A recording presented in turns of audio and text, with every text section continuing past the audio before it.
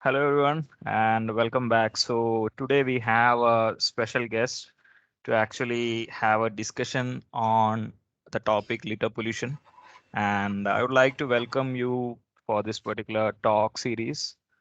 So, Miss Sasha, who is actually representing NGO and working in different environmental firms and other related activities. And yep, welcome, Sasha. So Thank you so much. if you could give us a quick glance on like what you work and like what is your background and about your bio, be helpful.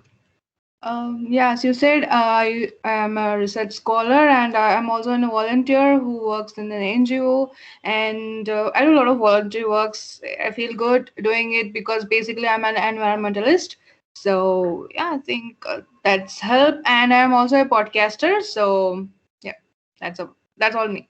Great. So we are happy to have you here actually. So Same here. yeah. So today we are going to discuss a little bit on how sustainability plays a role in shaping out different strategies for different environmental activities. And Hmm. straight away, I'm actually getting onto the topic. So a Okay. couple of questions I have today for you. So first of all, like what in your opinion is the primary cause for litter pollution? It's a straightforward, but yeah. Yeah, thanks for asking. It's like we humans, we are the primary cause. If you ask, like obvious, like because see, litter will be there.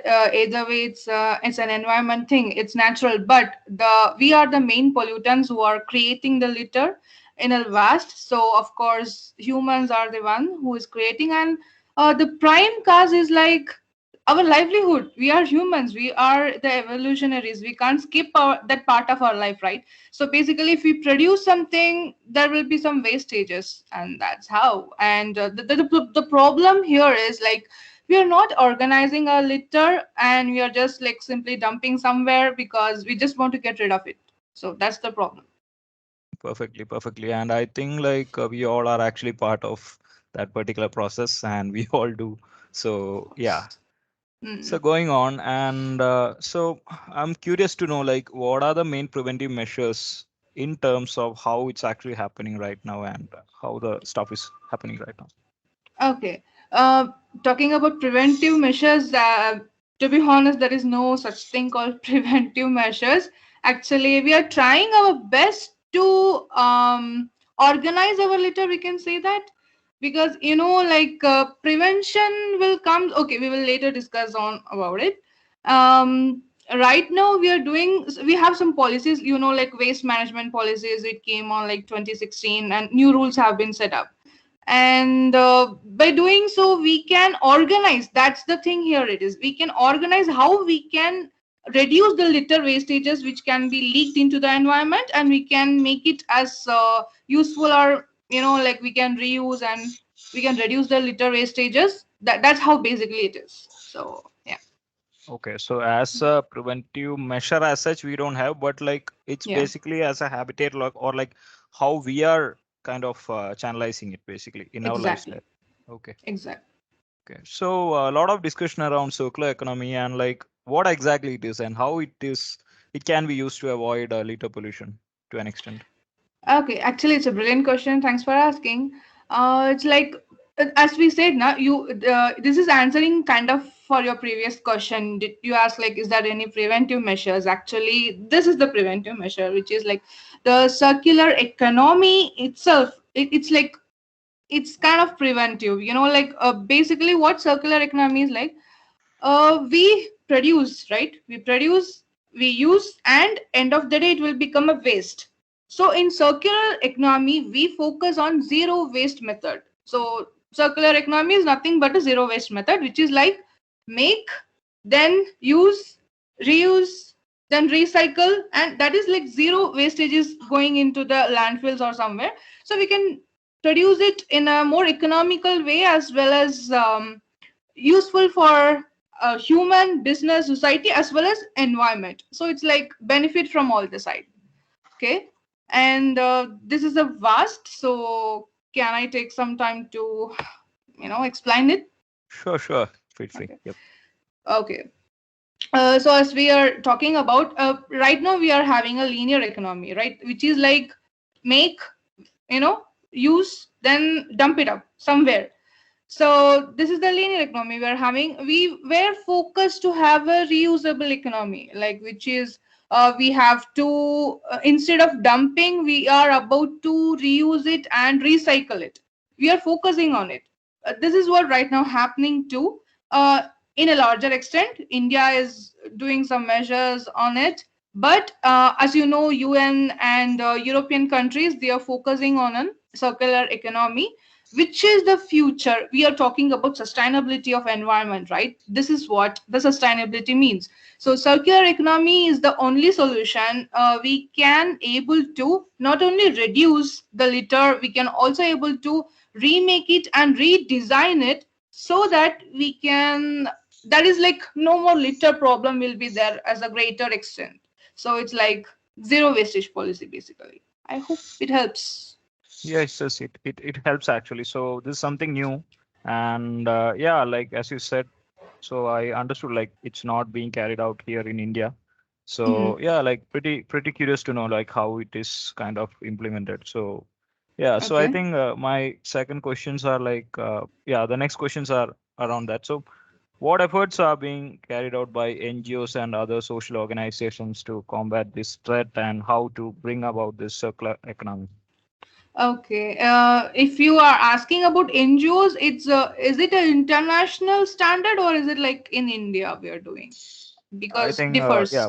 mostly concentrating on India. Okay. As I was talking previously, we have UN laws and policies. UN laws are not only for UN or like European countries. It's for everyone. It's like internationally applicable, applicable laws, and so hence why India is also reframing its law. But we are not having any standard rules. Like there is no constitutions or laws, especially for this problem right now we are having. So, as a part of NGO, we know this is the rule. So, what great NGOs are doing, they are focusing on the right now still linear economy is happening, right? So, we have as an NGO, we are focusing on more extent to make a reusable economy, so that we are also planning to have a design, redesign and everything for the circular economy. But right now, NGOs they are making. I think you have heard about the some companies. Okay, is it okay if I say some companies name like Yeah, sure. No worries. Yeah.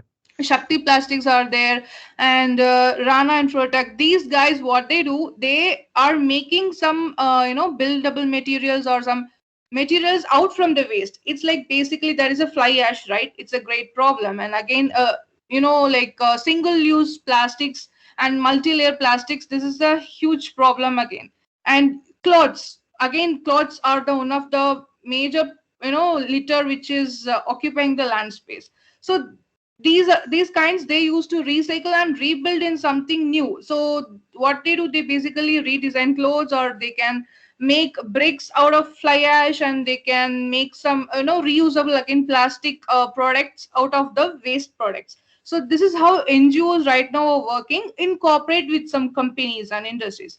Apart from that, NGO, see, as an NGO, what you can do your best is create an awareness. But it's like everyone knows. Who doesn't know, right? Everyone knows, but it's like we are so blind to follow it. The reason, if you ask me, is like there is no rule. If we don't have any rule, we won't follow. We also know recently single use plastics are banned, and we've been fined with 1,000 rupees or something like that. For 3 month period course or 6 month period, in some places there is no plastic. Everyone is using recyclable bags, paper bags, everything. It was good, but if you see now, it's coming back. Everyone has started using the polythene covers and carry bags and everything. So yeah, Great. NGOs are doing their best to create awareness, and also helping people in some extent by encouraging them to follow the go in an eco-sustainable way, eco-friendly way. But yeah, it's up to Got people. it. Hmm. Got it. Yeah. So and it's I can understand like it's often difficult to kind of carry out in a strict way, but yeah, like I think we are getting there, and really happy to hear like what is exactly happening in the space right now.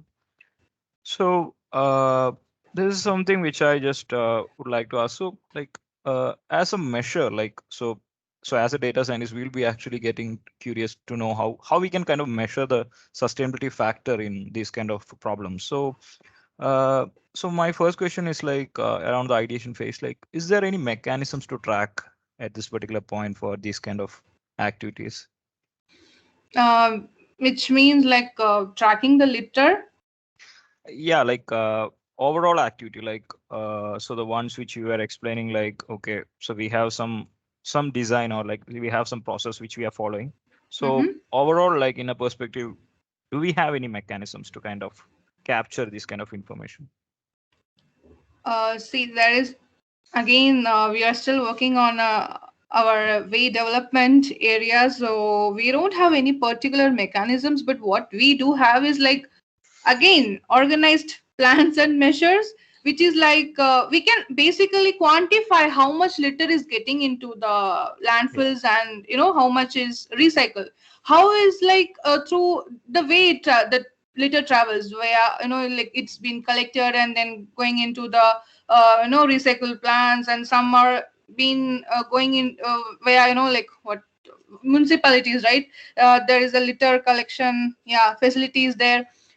From there we can get some data that how much quantities and qualities of litter has been collected, and we can track something like that. But there is no proper mechanism we are having here, unfortunately, to have a great discussion on it. got it. Yep, yep. So that helps actually. So so yeah, I think you almost cover the second point also. So yeah, like I think we can talk about it because it's important, if you don't mind. yeah, You are asking about the design, right? exactly. uh, Design is a very important thing which we are lacking, because in a system, design is everything. Like if you design it proper, it won't create any waste. So the one of the main motto of having the circular economy is like rethink, redesign, so that it reduce the wastages. That is like there is no kind of waste. So India is nowadays is mainly focusing on the new products, on the innovation, which totally could change the whole system that we have been told or we have been using or so. Totally changing the design, how the product is made. It could be any product, it could be building material, it could be any usable product, that it could be cloth, or it could be any material that we consume or we use, anything. So totally it's like redesigning. I will give you an example. Nowadays, this eating spoon, right? Eatable Yeah, spoon, it's like you can eat, and that is a brilliant plan of a zero waste economy. That is like is a kind of circular economy. So these kind of designs are being you know encouraged, and a lot of innovations are happening with it. But details, I'm sorry, I don't know, because it's still in process, we are still okay. developing. Yeah. Got it. Yeah, so that answers actually the implementation hurdles also. So Hmm. so this something like I was asking that particular question to understand like if there is any kind of a tracking mechanism or anything of that sort, then maybe like we can follow this kind of an approach or like a process where we can track, monitor, then forecast what changes are happening and enhance the solution. So that's Okay. where like our AI systems are kind of capable of, and this is something which I kind of found a project like which being part of AI for Good initiative. Mm-hmm. Mm-hmm. And what exactly they are doing is like, first of all, understanding or like localization of the waste materials. So, so if the picture you actually see, it's not in India. It's some I think it's in US or some outside European countries or something. Okay. So one of the thing which I notice is like what they are doing is they detect the waste basically as Hmm. like paper waste, plastic, recyclable, or like whatever it is. And that is actually a very brilliant way to monitor or like track the entire wastage. Okay. So from a location or like from a particular area, if we are able to monitor continuously this much waste is getting generated, we can actually backtrack or like backtrace into that particular location where exactly it is kind of where is the source of this particular all this waste and everything. Okay. So this engine can be actually being deployed in any of the CCTV or surveillance cameras. So actually it can track. Okay, that's the best part. And the Okay. second part which they are doing is garbage classification. So like outside, like wherever it is, like if it's in a home or outside the home, like how much it is being generated as Hmm. it is. So that gives us a quantifying measure on how much waste is getting produced in a particular area or locality. Right now, I don't think we have that. Or like we Right. just have something like, okay, we'll be just collecting if there is something and it is actually being dumped somewhere. And like, I don't know whether it is kind of happening in a cyclic way or as what you have actually mentioned. So talking It's about, actually there, but it's as you are specifying, right? This is a recyclable, non-recyclable. We don't have anything like that. It's like totally it's going to the dumping yard, and recyclable. This is non-recyclable, and non-recyclables it go to the dumping yard, and it works like that. got it. Yeah. So talking about the scalability, so this is something which regarding the implementation hurdle, like so it's a tough task to actually implement because we need to have a clear view on the street or like how we can capitalize this particular approach. But yeah, like these kind of initiatives are happening, and I would say like it's just to support how you guys are actually carrying out the process, and it cannot give us a fully efficient system which you can actually try out. But like it's a way to kind of track or like which aids in actually the process. Okay. So in that way, like I feel there are some good initiatives happening in this way. Hmm. So yeah, like so what do you think about these kind of advancements which is happening in the AI in terms of these kind of approaches? Actually, it's more encourageable. Like this is the way of development, right? We need it because, like, in a lot of ways, this is very more efficient, and we can eliminate the long process. It's like if we basically want to know how much litter is being generated, it's like a long process. Even like segregation, this happened, that happened. So many resources are there, and like this is very easy to detect how much is calculated in one particular area, so that if we got to know in some area they are doing a mass amount of litter production, we can take a legal action on them. This is very great and brilliant idea. It should be encouraged more. Is it okay if I ask you a question regarding this? Like, Sure. Please shoot. do Yeah. you think if this is implemented in India, it is very much useful for our country?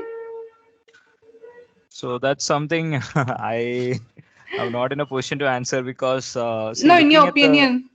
yeah, Like, so looking at the scale on how it's being developed, we need proper structuring of the data. That's something which I noticed, and like how to get that, like that is something very challenging. Okay, hmm, because there can be so much misclassification based on the data set which we actually give, and the image source will not be that proper, like how we are actually seeing in the picture here. So yeah. that is an important point. And another thing is like how well we can actually enhance or like scale it across different areas. That's something which I am little bit worried on, like how we can propose it. Okay. But there are ways like to understand and to evaluate. So right now a lot of enhancements are happening even in satellite imagery and all those stuff. So Hmm. there are ways, advanced methods actually. But yeah, like talking about the implementation point, it's a altogether a different story on how we Yeah. can. Yeah, that's what I think. But honestly, I feel this will be kind of a good support to you guys to kind of this kind of like methodology, not just this one. Maybe there'll be Yeah. so many other methods actually. Yeah. So yeah, that's what I think, honestly. It's actually a brilliant thing. The thing is, like, we do, as you said, we can map via GPS. We just can map it. Okay, that is mass amount of litter is there, but we can't divide it like whether it's a recyclable, non-recyclable, how much litter is there. We can't do that. If we can able to do that, that's more helpful. We can stop the leakages of the litter into the land. It's a great thing. Got it. Yeah. Yeah, so that actually concludes the questions which I actually prepared for today's session, and like I really appreciate the points which you actually discussed, and like I think like we'll continue this discussion forward on like different set of topics on sustainability. And first of Of all, course. yeah, like thanks a lot for joining this session. And yep, I think we can conclude the call. Yeah, my pleasure joining here and keep doing the great work. So, yeah, thank you once again. Thank you, thanks a lot. Bye.